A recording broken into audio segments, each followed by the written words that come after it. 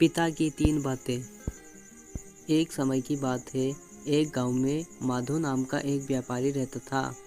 उसका एक बेटा भोला था। माधव का बादाम काजू बेचने का व्यापार था। माधव की सेहत कुछ ठीक नहीं रहती थी, इसलिए वह अपने काजू बादाम शहर में बेचने नहीं जा पाता था। एक दिन माधव उदास बैठा था।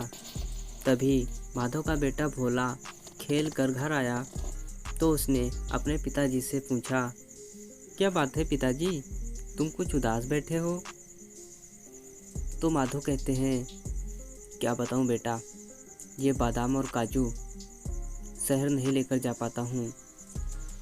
बीमारी के कारण इतना कमज़ोर हो गया हूँ कि हिम्मत ही नहीं है कि चल सकूँ, जो ये काजू बादाम ले जाकर बेच सकूँ, कुछ पैसे कमा सकूँ, इसलिए मैं परेशान हूँ बेटा। तो भोला कहने लगा, अरे बापू, तो क्या हुआ, मुझे बताओ, मैं इन्हें शहर में भेज आता हूँ। अरे नहीं बेटा, तो भी बहुत छोटा है और शहर में बहुत से ठग घूमते रहते हैं। तेरे जैसे बच्चे को देखेंगे तो वे सारा माल और पैसा लूट लेंगे बेटा, तू कुछ नहीं कर पाएगा।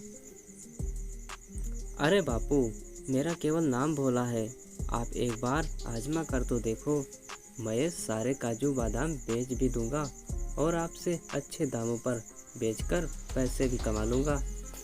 पहले एक बार मुझे बेचने तो दो। तो वहीं पर खड़ी भोला की माँ कहती हैं, अरे नहीं नहीं, तुम बहुत छोटे हो बच्चे, मैं तुमको शहर नहीं भेज सकती। जी आप कहो तो मैं खुद ही चली जाता हूँ, लेकिन मैं अपने इस भोले बच्चे को शहर नहीं भेजूंगी, ये नहीं वहाँ पर बेच पाएगा। लेकिन मैंने तो गांव के बाहर का रास्ता भी नहीं देखा। अरे माँ, तुम्हें याद है ना, मैं एक बार बापू के साथ शहर गया था, मुझे रास्ता अच्छे से याद है, मुझे जाने दो ना। तो भोला बहुत देर तक जिद करने लगा। आखिर माधव से शहर भेजने के लिए तैयार हो गए। ठीक है बेटा, तू इतनी जिद करता है तो ठीक है, मैं तुझे शहर भेजता हूँ। लेकिन बेटा, शहर जा तो रहा है, लेकिन मेरी तीन बातों को ज़रूर याद रखना, तुझे कोई लूट नहीं सकेगा। बेटा, पहली बात यह है, अपनी माँ से 4 रोटी ले जाना। जब भी बेटा भूख लगे तब 3 बार ये बात बोलना, उसके बाद खाना। वे बात है, 1 खाऊं, 2 खाऊं, 3 खाऊं या चारों को खा जाऊं, ये बोलना बेटा। और दूसरी बात यह है, जब तू रात को किसी धर्मशाला में विश्राम करने के लिए रुके तो जो भी कमरा ले उसकी कुंडी अंदर से लगाकर देख लेना। अगर सांकल ठीक से ना लगे तो अगली धर्मशाला में चले जाना। और बेटा तीसरी बात यह है, जब भी किसी दुकान पर काजू बादाम बेचने जाओगे और वो कम कीमत करने को बोले तो उस दुकानदार से ऐसे बोलना, पहले मैं बापूजी से पूछ कर आता हूँ, सिर्फ यही बोलना और वहाँ से चल देना। अगर फिर दुकानदार दोबारा रोकता है तो ठीक है, रुक जाना, नहीं तो वहाँ पर मत रुकना, अगली दुकान पर चले जाना। तो भोला ने सारी बातें अपने बापू की ध्यान से सुनी।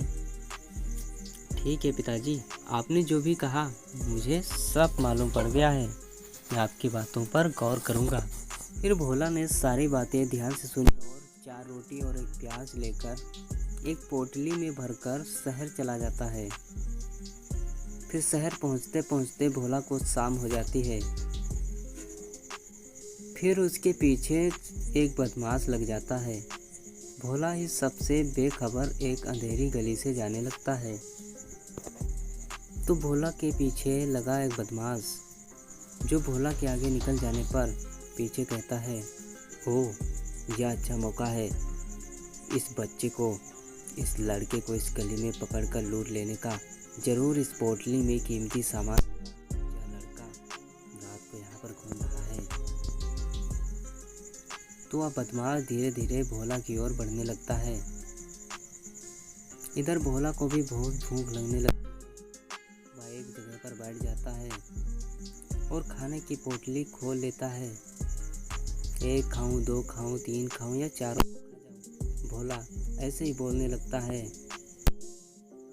फिर फिर भोला की पीठ के पीछे कुछ दूर खड़ा बदमाश यह बात सुन लेता है। भोला 3 बार तेज आवाज़ में यह बात बोलता है। यह सुनकर वह बदमाश वहाँ से भाग जाता है। फिर भोला बेखबर अपना खाना खा रहा होता है। फिर कुछ दूर जाकर वह बदमाश फिर से बोलता है, अरे ये लड़का था या फिर ये कोई और? ये तो हमें ही खाने की बात कर रहा था। अच्छा हुआ कि मैं वहाँ से भाग आया, चलता हूँ। फिर भोला खाना खाकर एक धर्मशाला की ओर जाता है। फिर भोला एक धर्मशाला में पहुँचता है। धर्मशाला का मालिक साते चोर था। वह भोला को कमरा दिखाता है। फिर भोला देखता है कमरे में सांकल नहीं है, मतलब वह अंदर से बंद नहीं होगा।